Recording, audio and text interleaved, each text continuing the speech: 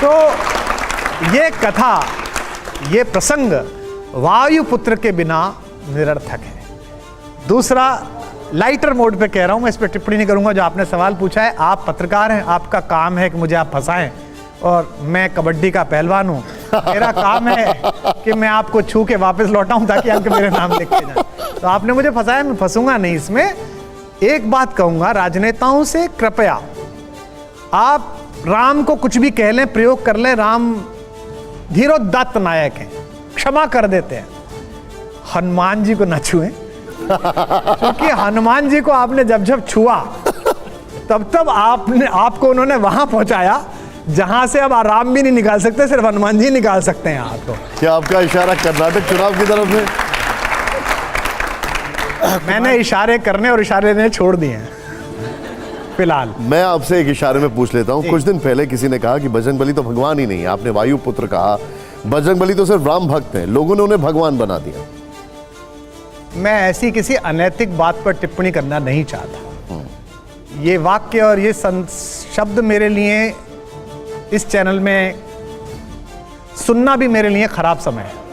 मतलब मैं अपने जीवन के सर्वोत्तम समय में से ये समय निकालना चाहूंगा कि मुझे सुनना पड़ा, क्योंकि उच्छिष्ट ज्ञान प्राप्त करने वाले लोग जो यूट्यूबीय ज्ञानी हैं। उच्छिष्ट का अर्थ जरा बता देना चाहिए, बच्चों को नहीं पता। उच्छिष्ट पता है इनको, उच्छिष्ट होता है जो बाद में कूड़े में पड़ जाता है ज्ञान। तो यूट्यूबीय ज्ञानी है एक, जो गूगल पे आया, यूट्यूब पे आया, उसे सीख लिया। अगर थोड़ी बहुत भी किसी ने मानस पढ़ी हो, थोड़ी बहुत भी वाल्मीकि रामायण पढ़ी हो, तो शठ को इतना पता होना चाहिए कि राम के काम करने वाले, राम के सभी मांगलिक और सभी चुनौतीपूर्ण कामों में सबसे आगे खड़े रहने वाले मारुति नंदन इतने ज्ञानी हैं, इतने बड़े भाषाविद हैं कि स्वयं त्रैलोक्य का स्वामी मर्यादा पुरुषोत्तम राम भी पहली मुलाकात से उनका प्रभाव भाषा का देख के उनकी प्रशंसा करते हैं। वाक्यज्ञम मधुरम सुग्रीव सचिवम कपि, श्रीमद् वाल्मीकि रामायण में लक्ष्मण से कहते हैं कि ये कितना अद्भुत वाक्य बोलने वाला सुग्रीव का सचिव है ये कपि, और ये निश्चित रूप से इसने चारों वेदों का अध्ययन किया है। हे सौमित्र, इससे जाकर भाषा में बात करो, इसकी तो अद्भुत भाषा है। ज्ञानिनाम अग्रगण्यम जिसे कहा जा रहा है, अगर आपको इतना पता नहीं है कि उसकी भाषा कैसी है, तो फिर आप, भगवान आपका मालिक है भाई साहब। और आपने कहा कि वे भगवान ही नहीं है, जिनके जन्म में पैदा होते। राम ने जन्म से कोई चमत्कार नहीं दिखाया, वे मनुष्य रूप में नरलीला पैदा कर रहे हैं। वो चमत्कारी थे माता के सामने जब पैदा हुए। तो माता ने कहा कि पिछले जन्म में आपने मुझे और मेरे पति दशरथ को वचन दिया था कि आप मेरे घर में पैदा हो गए। तो विष्णु ने कहा पैदा तो हो गया राम बन के, अब क्या चाहती है माता? तो उसने कहा ये क्या पैदा होना, अभी भी विष्णु बने लेट रहे हो, है ना, कीजिए शिशु लीला, कुछ शिशु लीला करिए। तब राम के मन में आया कि हाँ मेरा तो रोल ये है। तो उन्होंने सुन के रोना शुरू करा और प्रसन्नता प्रारंभ हुई, आनंद मंगल हुआ। लेकिन हनुमान भगवान है, देवत्व से विभूषित है, ये वो अपने बचपन में सूचित कर चुके हैं। जिस बच्चे ने बाल समय रवि बख्श लिया और जिसको 11वां रुद्र कहा जा रहा है, शंकर जिसके गुरु हैं, इंद्र ने जिसे जल में न डूबने का वरदान दिया, अग्नि ने जिसे कभी न जलने का वरदान दिया है, जो भाषा का इतना कौशलपूर्ण व्यक्ति है कि सुरसा जैसी एक इतनी बड़ी चीज को भी, इतने बड़े ऑब्स्टेकल को, इतनी बड़ी आपदा को भी अवसर में बदल देता अपनी भाषा की। लंकिनी से संवाद उनका देखिए कितना मधुर है।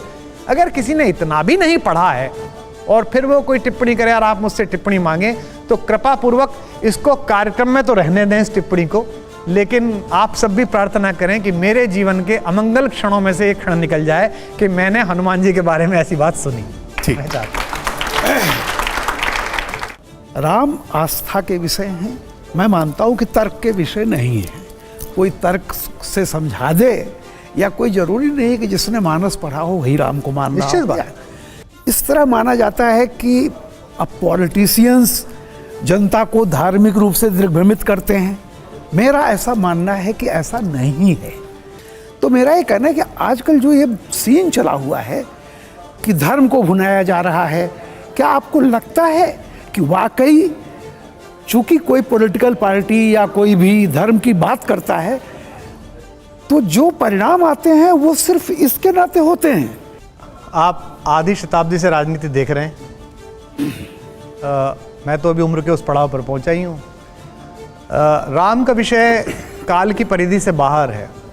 ये पहली बार ऐसा नहीं हो रहा है कि मेजॉरिटी माइनॉरिटीज़ के बीच में संशय, संवाद में झिझक, ये बीच बीच में ऐसे फेज आते रहते हैं और ये होता रहेगा। मैं जब बहुत छोटा था, मैंने कहा 6-7 साल का रहा होऊंगा, तो मेरे पिताजी कॉलेज में प्रोफेसर थे और गांव जाते थे।